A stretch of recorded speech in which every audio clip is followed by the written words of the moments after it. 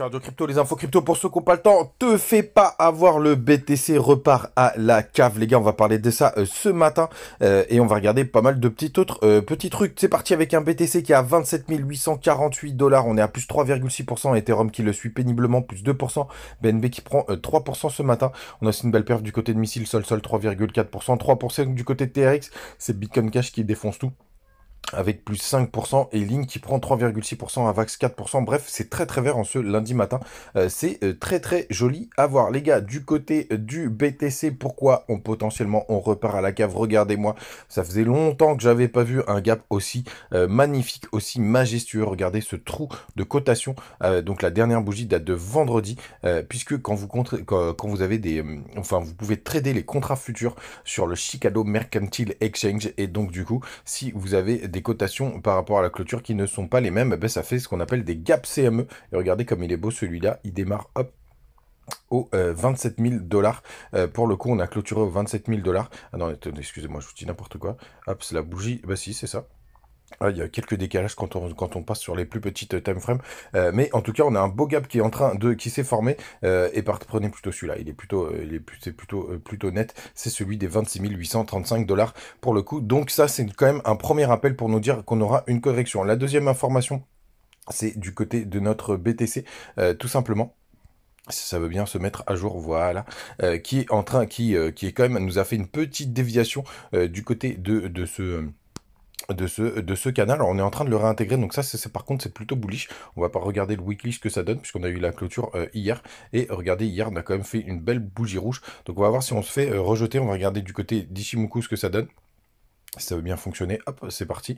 Et alors là, par contre, ce serait plutôt pas mal. On a la Tenkan qui nous retient, hop, au 28 376 $. Donc, je serais pas surpris qu'on vienne taper dessus avant de se faire rejeter. Bien évidemment, les gars, le BTC il fera bien ce qu'il veut, hein. Peu importe ce que pense CryptoPsy, il peut aller beaucoup plus haut. Mais en tout cas, on a un gap qui nous attend en bas. En daily, bah, pour l'instant, on est en train de réintégrer. On a même dépassé le nuage. Donc là, je vous avoue que c'est plutôt bullish, sauf si on se fait dégager. Mais les gars, grande vigilance, grande vigilance. Du côté du long short ratio, bah tiens, on va regarder vite fait celui d'Ether. Regardez, il y a quand même toujours une majorité de personnes qui sont en long, même si ça achète un petit peu sur le spot. C'est pour ça que je ne suis pas tout à fait rassuré. Hop, on va regarder comme BTC USDT, c'est ce qui nous intéresse aujourd'hui. Parce que j'ai pris un petit long hier sur ETH. C'est pour ça que je m'intéresse de près. Même si... Oula, qu'est-ce qui s'est passé? Les open interest là, hop. Ouais, c'est bizarre, ça c'est un bug d'affichage, donc on va pas trop les calculer, faudra que je regarde. Du côté du BTC, alors j'avoue qu'il y a pas mal de bonnes nouvelles là. On a quand même le long short ratio qui est en train de se réduire. 58% de personnes qui sont en train de passer, qui sont encore en longue, mais c'est en train de diminuer. Regardez, on a un gros open inter, enfin on a des gros achats spot et des fundings qui sont passés largement négatifs, hein. On le voit bien juste ici, c'est pour ça qu'Ether galère un peu plus. Mais j'avoue que du côté de BTC, c'est très joli ce qu'on est en train de voir, surtout avec ces fundings négatifs. J'avais pas vu ça ce matin, hop. Effectivement, il continue de pumper. Notre ami, du côté des autres informations, on va regarder, hop, ça c'est mon petit long, on s'en moque. Je voulais vous montrer le dollar pour voir où est-ce qu'il en était, qu'on voit ensemble ce matin. Hop, il a des XY. C'est parfait. Pour l'instant, il se fait légèrement rejeter. Mais regardez, pour l'instant, ça ressemble beaucoup plus à un pullback. Ça veut dire que là, quand même, on a des points divergents du côté du dollar qui continue de pump, qui nous a fait un beau pullback et qui est en train, même s'il se fait une nouvelle fois rejeté par cette résistance qu'il a juste ici.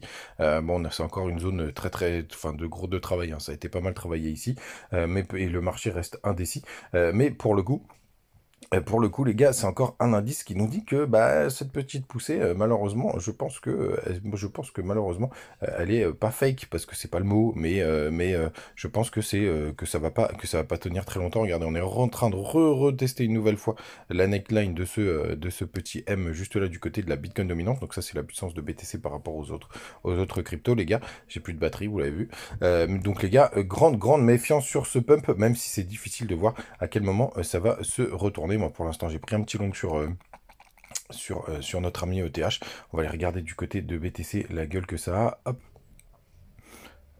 Ah, bah, c'est magnifique, hein. Par contre, j'avoue que la bougie, elle est très très belle là du côté de notre ami BTC. On vient de taper les 28 000 $. On va regarder en 4 heures. Hop, on est en train de retester les nouveaux plus hauts. Donc, on est quand même sur des grosses zones de TP, hein.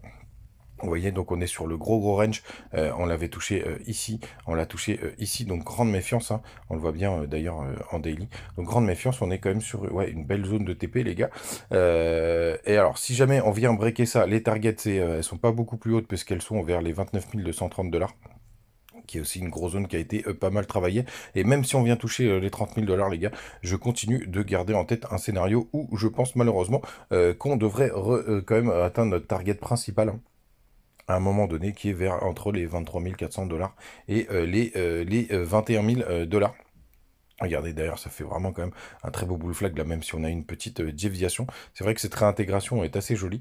Je m'en méfie, les gars, je m'en méfie, voilà, vous le savez. Mais en attendant, je suis en longue, vous l'avez vu. Donc, je profite du mouvement. Du côté du Telegram, n'hésitez pas à nous rejoindre. Puisqu'on se raconte pas mal de choses. Jusqu'où ira-t-il? Bah les gars, bien évidemment, j'en ai un petit peu parlé dans cette vidéo. On verra le résultat plus tard. N'hésitez pas à nous rejoindre sur les réseaux sociaux, à vous abonner du côté de Twitter aussi.